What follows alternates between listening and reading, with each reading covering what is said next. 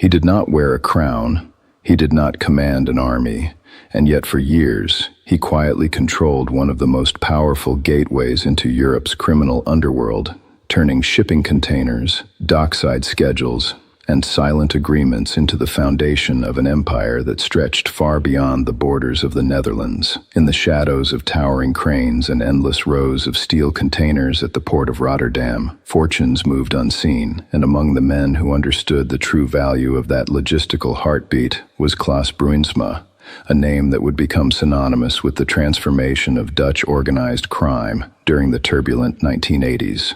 Long before headlines connected him to vast cocaine shipments and international networks, Bruinsma was simply another ambitious figure navigating a changing underworld.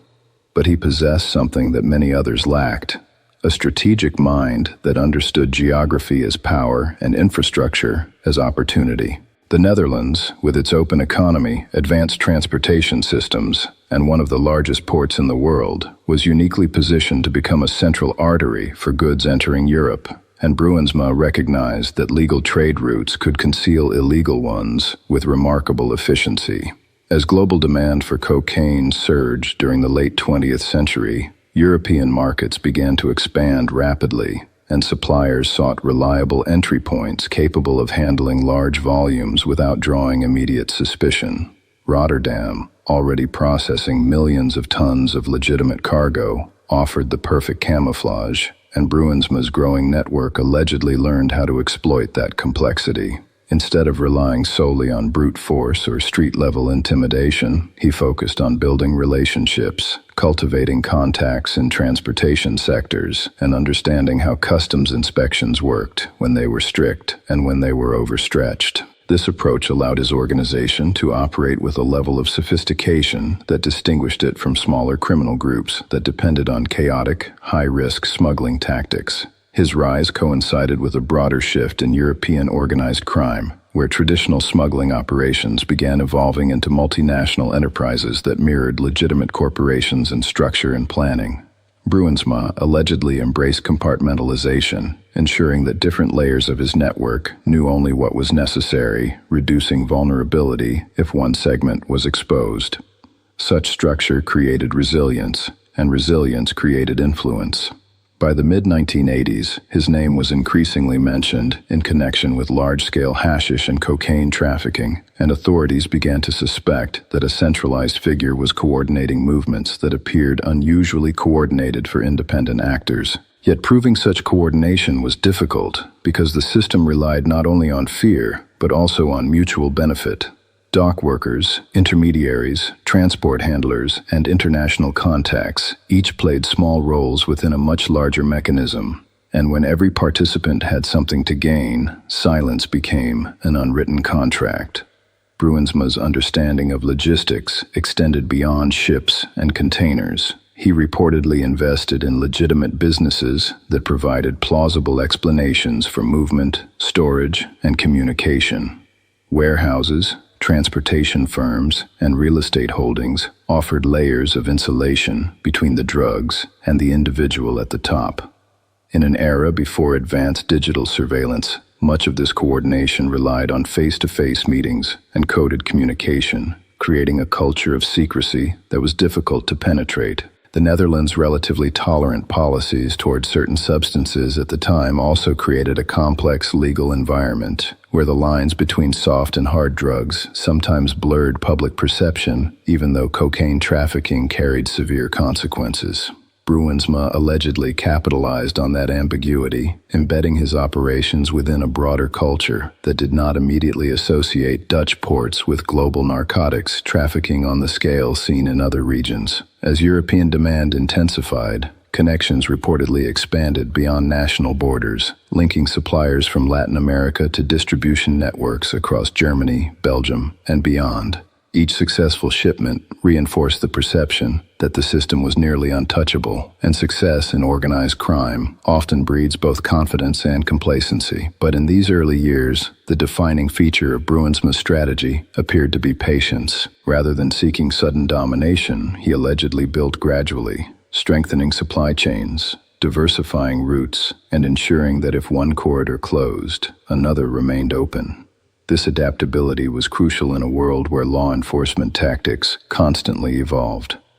Police agencies across Europe were beginning to cooperate more closely, sharing intelligence and recognizing that drug trafficking was no longer confined within national borders. Yet coordination among authorities sometimes lagged behind the speed of criminal innovation, and those gaps became opportunities. Bruinsma's organization reportedly used front companies and complex financial arrangements to obscure profits, reinvesting proceeds into further expansion. Money flowed not only into operations, but also into influence, because maintaining loyalty required consistent rewards. In criminal hierarchies, trust is rarely based on sentiment. It is built on mutual advantage and reinforced by the understanding that betrayal carries consequences. During the late 1980s, the Dutch underworld itself was undergoing transformation. Traditional smuggling families and emerging entrepreneurs competed for dominance, and violence occasionally erupted as boundaries were tested. Bruinsma's reputation, according to various accounts, was shaped by a combination of calculated authority and strategic intimidation, though he was often described as preferring structured control over chaotic brutality. Maintaining order within a sprawling network required discipline, and discipline required clear lines of command. Observers later suggested that he functioned less like a street gangster and more like a corporate executive operating in an illicit marketplace, analyzing risks, evaluating returns, and adjusting strategies accordingly. The advantage of controlling entry points into Europe could not be overstated. Once shipments successfully cleared the port, distribution across the continent became significantly easier, aided by the Netherlands' extensive road and rail connections. Geography thus amplified every successful operation, turning a single port into a continental gateway. Law enforcement agencies increasingly recognized Rotterdam as a critical node in international trafficking routes, and pressure mounted to address vulnerabilities within customs and port operations. Investigations grew more sophisticated, relying on surveillance, informants, and financial tracking. Yet the scale of legitimate trade passing through the port created immense challenges. Inspecting every container was impossible, and smugglers relied on that mathematical reality. Bruinsma's alleged network thrived in those margins, inserting illicit cargo into a sea of legal goods. As profits expanded, so did the stakes. Power within organized crime is never static. It attracts rivals, generates envy, and demands constant reinforcement. Within Bruinsma's circle, alliances were essential, but alliances in the underworld are rarely permanent. In these formative years of his ascent, however, the structure appeared stable. He had positioned himself at the intersection of supply, transportation, and distribution, creating a logistical triangle that supported large-scale operations. Public awareness of his role remained limited compared to later years, but within investigative circles, his name began surfacing repeatedly. Each intelligence report hinted at coordination that exceeded isolated smuggling efforts. The narrative of a centralized Dutch crime boss gradually took shape, even as direct evidence remained elusive. This combination of visibility and deniability allowed Bruinsma to operate in a gray zone, powerful enough to command respect, yet insulated enough to avoid immediate conviction. The broader European cocaine market continued expanding, fueled by demand in urban centers and nightlife economies. Profits from each shipment could reach extraordinary levels, transforming successful traffickers into multimillionaires within relatively short periods. With wealth came lifestyle changes, and reports suggested that Bruinsma enjoyed the trappings of success, though such visibility always carried risks. High-profile living can draw attention from both rivals and authorities, and balancing discretion with dominance became an ongoing challenge. By the end of the 1980s, the foundations of his influence were firmly established. He had allegedly demonstrated that control over logistics could rival brute force as the primary driver of criminal power. The underworld increasingly revolved around those who managed infrastructure rather than merely executing transactions. Yet the very system that enabled his rise also contained vulnerabilities, because large organizations depend on loyalty across multiple layers. As networks expand, maintaining cohesion becomes more difficult, and small fractures can widen rapidly under pressure. Law enforcement investigations intensified, rival groups watched closely, and the weight of sustained success began testing the durability of internal bonds. In the world Bruinsma navigated, strength was measured not only by the volume of shipments moved, but also by the ability to anticipate threats before they materialized. During these early chapters of his ascent, he appeared adept at reading the landscape, adjusting routes, cultivating alliances, and reinforcing his position at Europe's maritime gateway.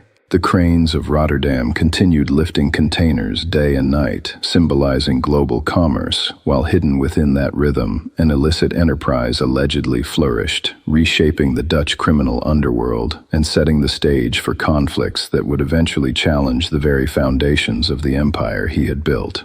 Power in the criminal underworld does not arrive suddenly like a storm. It gathers slowly, quietly, almost invisibly, until one day its presence becomes undeniable. And by the late 1980s, Klaas Bruinsma had reached that point where his influence was no longer confined to whispered conversations, but had become an established force, shaping the flow of illegal trade across Europe. His strength was not built on chaos, but on precision, not on random opportunity, but on calculated expansion, and at the center of everything was his understanding that logistics determined dominance. The port of Rotterdam remained the cornerstone of this influence, but his reach extended far beyond a single location, weaving through highways, rail lines, warehouses, and border crossings that connected nations into a seamless distribution network. Each shipment that passed undetected reinforced the efficiency of the system, creating momentum that attracted new partners and strengthened existing alliances. The network allegedly relied on trusted intermediaries who coordinated transportation once cargo entered Europe, ensuring that products moved quickly and discreetly toward their destinations. Timing was essential because delays increased exposure, and exposure increased risk. Bruinsma reportedly placed immense importance on reliability, understanding that trust among suppliers and distributors depended on consistency. When operations function smoothly, confidence grows, and confidence becomes a form of currency more valuable than money. This reliability helped establish his reputation among international contacts, particularly those seeking stable entry points into European markets. Suppliers preferred partners who could deliver results without unnecessary complications, and Bruinsma's organization appeared to offer exactly that. At the same time, the internal structure of his network became increasingly sophisticated, resembling a layered system where responsibilities were divided to protect the core leadership. Individuals at lower levels handled transportation, storage, or communication without necessarily knowing the full scope of the operation, reducing the risk that any single arrest could unravel everything. This compartmentalization allowed the organization to absorb disruptions while maintaining continuity, an essential feature in an environment where arrests and investigations were constant threats. Money generated from trafficking operations reportedly flowed through various channels designed to obscure its origin, including legitimate businesses that provided plausible explanations for financial activity. Real estate investments, commercial ventures, and transportation companies not only generated income, but also strengthened logistical capabilities, blurring the line between legal enterprise and criminal infrastructure.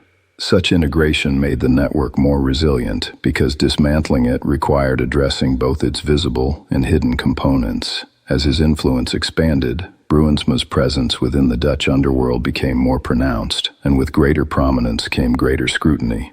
Law enforcement agencies intensified their efforts, recognizing that the scale of trafficking operations indicated coordination at the highest levels. Surveillance operations, informants, and financial investigations sought to uncover connections linking shipments to central figures, but proving leadership within a decentralized system remained difficult. The very structure that enabled expansion also shielded those at the top from direct exposure. Meanwhile, competition within the underworld continued evolving. Rival groups sought to establish their own routes, challenge existing networks, or negotiate access to shared infrastructure. In such an environment, maintaining authority required not only strategic planning, but also the ability to project strength. Reputation played a critical role, because perception alone could deter potential challengers. Bruinsma's alleged success created an image of stability and control, reinforcing the idea that his network was both capable and protected. Yet success also created internal pressures, because large organizations depend on loyalty across multiple levels, and loyalty in criminal networks is influenced by profit, trust, and personal ambition. As more individuals became involved, managing relationships grew increasingly complex. Each participant had their own interests, and aligning those interests required constant attention. Miscommunication, suspicion, or dissatisfaction could weaken cohesion, and even small fractures could expand if not addressed quickly. Bruinsma reportedly relied on a close inner circle to oversee critical operations, delegating responsibilities while maintaining overall strategic direction. This inner circle functioned as both support and shield, filtering information and ensuring that decisions were implemented efficiently. Such reliance created both strength and vulnerability, because concentration of authority within a small group increased efficiency but also amplified the consequences of betrayal. Outside the organization, European authorities began recognizing that drug trafficking was no longer dominated solely by traditional criminal families, but by adaptable networks capable of operating across borders with unprecedented efficiency. International cooperation among law enforcement agencies increased, reflecting the understanding that isolated national efforts were insufficient against multinational operations. Information sharing, coordinated surveillance, and joint investigations became more common, gradually narrowing the gaps that traffickers had previously exploited. Despite these efforts, the sheer scale of global trade continued providing opportunities for concealment, and networks that adapted quickly could remain ahead of enforcement strategies. Bruinsma's organization allegedly demonstrated such adaptability, adjusting routes, modifying methods, and leveraging connections to maintain operational continuity. At the same time, wealth generated from trafficking created visible symbols of success that attracted attention. Expensive properties, luxury vehicles, and public appearances reflected a level of prosperity that contrasted sharply with ordinary life, reinforcing both admiration and suspicion. Visibility carried psychological significance within the underworld, signaling achievement and authority, but it also increased exposure to rivals and investigators. Balancing prominence with discretion became an ongoing challenge, and every decision carried consequences. Internally, maintaining discipline required reinforcing expectations and ensuring that individuals understood their roles within the hierarchy. The organization's effectiveness depended on coordination, and coordination depended on communication, trust, and shared incentives. As operations expanded into new territories, establishing reliable partnerships became essential. Contacts in neighboring countries facilitated distribution, creating interconnected networks that extended beyond national boundaries. Each successful collaboration strengthened the organization's reach, transforming it into a multinational enterprise capable of influencing markets across Europe. This expansion reflected broader changes within organized crime, where traditional geographic limitations were replaced by fluid networks capable of rapid adaptation. Bruinsma's alleged leadership during this period was defined by his ability to integrate these elements into a cohesive system, aligning logistics, relationships, and financial flows into a unified strategy. Yet beneath the surface of apparent stability, tensions gradually emerged. Ambition within the ranks created competition for influence, and as individuals accumulated experience and connections, their independence increased. Managing these dynamics required constant vigilance, because perceived inequality or mistrust could erode loyalty. The balance between empowerment and control became increasingly delicate, and maintaining authority required both strategic insight and personal influence. Meanwhile, law enforcement pressure continued mounting, driven by growing recognition of the social and economic impact of large-scale drug trafficking. Investigations sought not only to intercept shipments but also to dismantle leadership structures, targeting individuals believed to coordinate operations. Surveillance efforts intensified, focusing on patterns of communication, financial transactions, and associations. Such pressure forced organizations to adapt continuously, modifying behavior to reduce exposure. Bruinsma's network allegedly relied on coded communication, indirect contacts, and layered intermediaries to minimize risk, demonstrating an understanding that security depended on limiting traceable connections. As the early 1990s approached, the environment surrounding his organization grew more volatile. Rivalries intensified, alliances shifted, and the risks associated with maintaining dominance increased. Success had elevated his status, but it had also placed him at the center of a complex web of relationships where loyalty was constantly tested. In the underworld, power attracts both allies and adversaries, and maintaining equilibrium requires navigating uncertainty. Bruinsma reportedly remained deeply involved in strategic decisions, recognizing that complacency could be fatal. Every shipment, every partnership, and every financial transaction represented both opportunity and vulnerability. The network he had helped build was no longer a small operation, but a vast system dependent on coordination across multiple countries and countless participants. Such scale created resilience but also introduced fragility, because disruptions in one area could ripple across the entire structure. Authorities continued pursuing evidence, rivals continued watching for weaknesses, and internal dynamics continued evolving. The balance between expansion and stability became increasingly difficult to maintain, and the very success that had elevated his influence began introducing new risks that could not be easily controlled. In this phase of his rise, Klaas Bruinsma stood at the peak of his power, commanding a network that allegedly transformed the Netherlands into one of Europe's critical gateways for cocaine trafficking. Yet the forces gathering around him, external pressure, internal ambition, and the inherent instability of criminal hierarchies, were quietly setting the stage for challenges that would test the durability of everything he had built.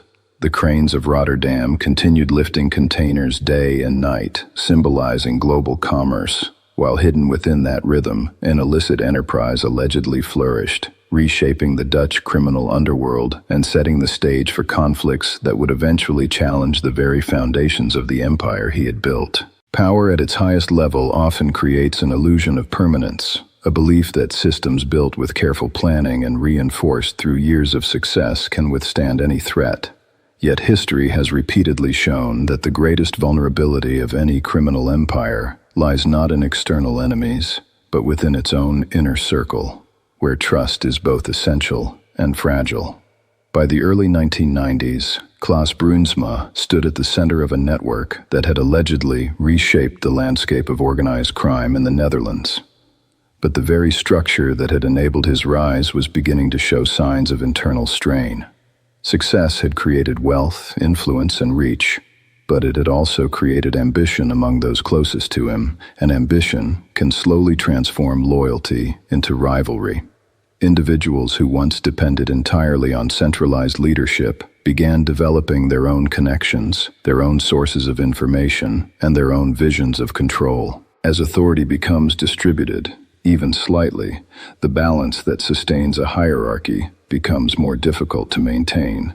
Bruinsma reportedly remained aware of these dynamics, but awareness alone could not eliminate the underlying tension that naturally emerges in environments defined by secrecy and high stakes.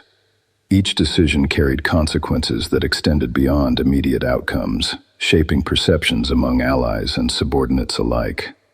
In such a world, perception can be as powerful as reality, because belief in leadership often determines whether a network remains unified or begins to fracture. Meanwhile, law enforcement agencies across Europe had intensified their efforts, recognizing that dismantling large-scale trafficking networks required targeting leadership structures rather than simply intercepting shipments.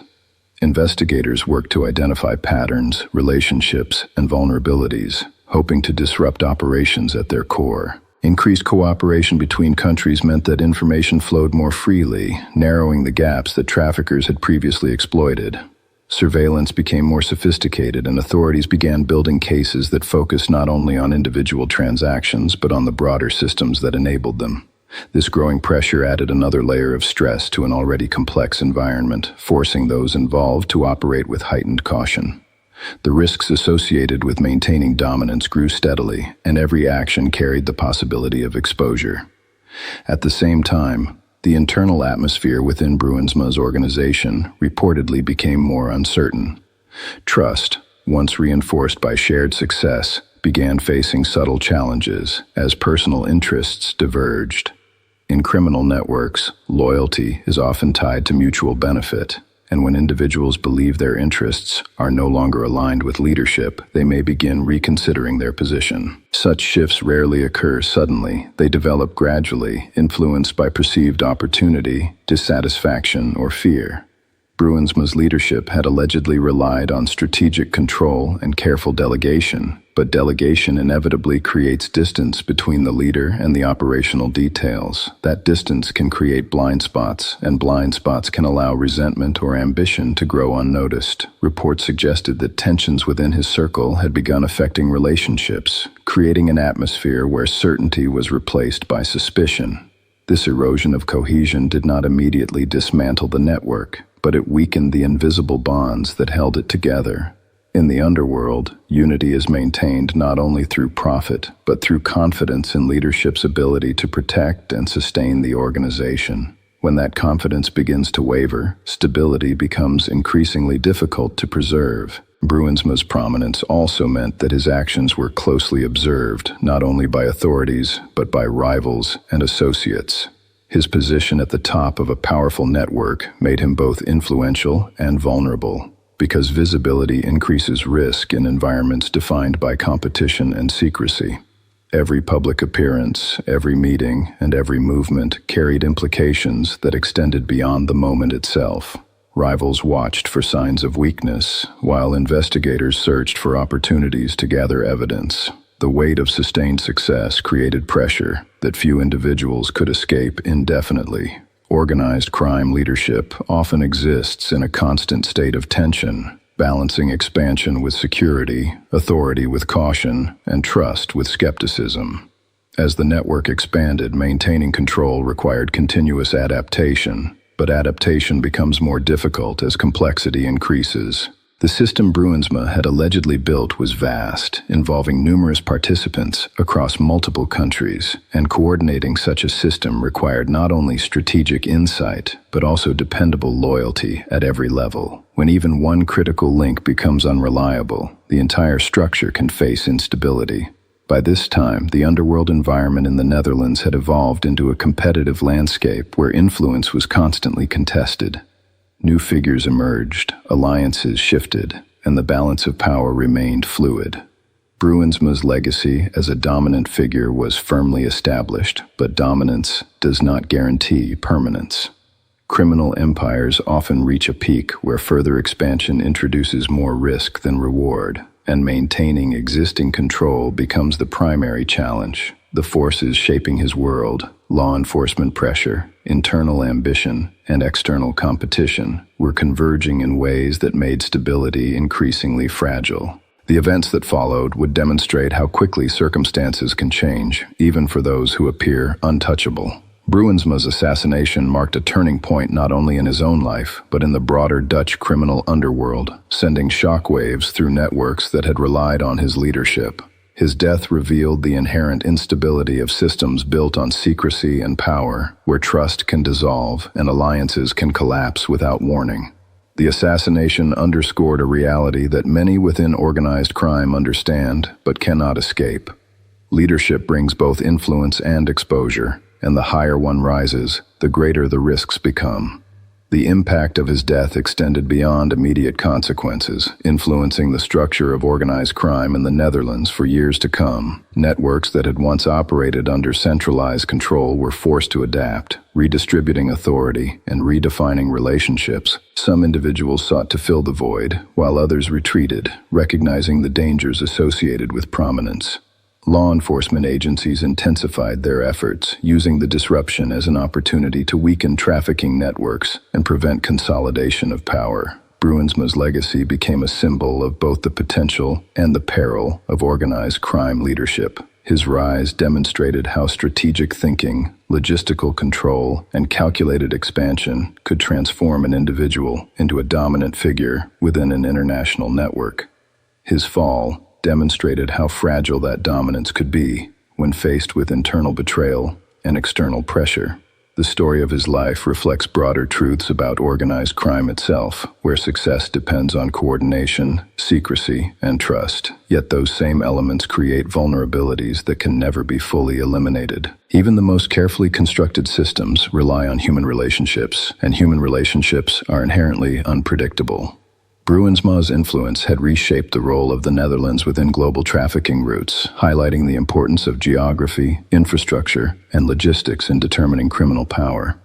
His network allegedly demonstrated that control over transportation hubs could provide leverage that extended far beyond local markets, influencing supply chains across an entire continent. Yet his assassination revealed that power within organized crime is never absolute. It exists within a delicate balance, shaped by loyalty, fear, ambition, and opportunity. When that balance is disrupted, even the most powerful figures can fall. His story remains a powerful example of how organized crime evolves, adapts, and ultimately faces the consequences of its own internal dynamics. It illustrates how leadership within such networks requires constant vigilance, strategic foresight, and the ability to navigate an environment where certainty is rare and risk is constant. Bruinsma's rise and fall serve as a reminder that criminal empires, no matter how sophisticated, are built on foundations that can shift without warning. The ports, the routes, the infrastructure, and the systems he once controlled continue to function, but the man who once stood at their center became part of history, his legacy defined by both his influence and his vulnerability. His story reveals how geography and logistics can shape the trajectory of organized crime, but it also reveals the human reality behind every empire, where trust must be earned, loyalty must be maintained, and power must be constantly defended. Ultimately, Klaas Bruinsma's life represents both the possibilities and the limits of criminal leadership, showing how one individual could rise to dominate a critical gateway into Europe's drug trade, yet also how quickly that dominance could disappear when the fragile balance sustaining it was broken. His assassination became more than a personal tragedy. It became a defining moment that exposed the hidden tensions and shifting loyalties within organized crime, reshaping the Dutch underworld and leaving behind lessons that continue to echo in the ongoing struggle between criminal networks and those who seek to dismantle them. If you are benefiting from our topics, please subscribe, like, and turn on the bell notification so you can see our new videos early.